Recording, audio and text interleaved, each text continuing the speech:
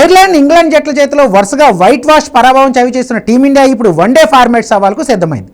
T20 జట్టుతో పోలిస్తే సీనియర్ల role పెరగనుండడం ఆసక్తిని రేకెత్తిస్తుంది. ముఖ్యంగా స్టార్ బ్యాటర్లు రోహిత్ శర్మ, విరాట్ కోహ్లీ పైనే అందరి చూపు ఉంది.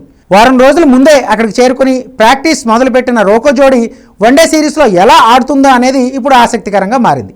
టీ20 ఫార్మాట్తో పోలిస్తే వన్డే ఫార్మాట్లో భారత్ మెరుగ్గా రాణించే అవకాశాలు కనిపిస్తున్నాయి.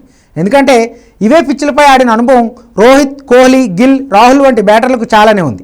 క్రీజ్లో ఎక్కువసేపు నిలదొక్కుని పెద్ద భాగస్వామ్యాలు నెలకొల్పడమే ఈ ఫార్మాట్లో కీలకమని ప్రత్యేకంగా చెప్పక్కర్లేదు.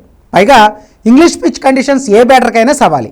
ఆ ఛాలెంజ్ కోసం కోహ్లీ పూర్తి స్థాయిలో సన్నద్ధమయ్యాడు. బ్యాటింగ్ కోచ్ సంజయ్ బంగార్ ఆధ్వర్యంలో పిచ్పై నీళ్లు చల్లి ఇంగ్లీష్ కండిషన్స్ తరహాలోనే సాధన చేశాడు. అటు రోహిత్ శర్మ సైతం ఫిట్నెస్ విషయంలో ప్రత్యేక శ్రద్ధ తీసుకున్నాడు. 3 రోజులుగా నెట్స్లో హిట్ మ్యాన్ చెమటోడుస్తున్నాడు. ఇంగ్లాండ్ గడ్డపై రోహిత్, కోహ్లీ ఇద్దరికీ అద్భుతమైన రికార్డు ఉంది. వన్డేల్లో అక్కడ ఆడిన 33 ఇన్నింగ్స్ల్లో కోహ్లీ 1349 పరుగులు చేశాడు. 51 పైగా సగటుతో బ్యాటింగ్ చేసిన విరాట్ ఖాతాలో 1 సెంచరీ, 12 హాఫ్ సెంచరీలు ఉన్నాయి. ఇంగ్లాండ్లో హిట్ మ్యాన్ కేవలం 20 ఇన్నింగ్స్లోనే 43కు పైగా సగటుతో 786 పరుగులు చేశాడు. అందులో 2 సెంచరీలు, 4 హాఫ్ సెంచరీలు ఉన్నాయి.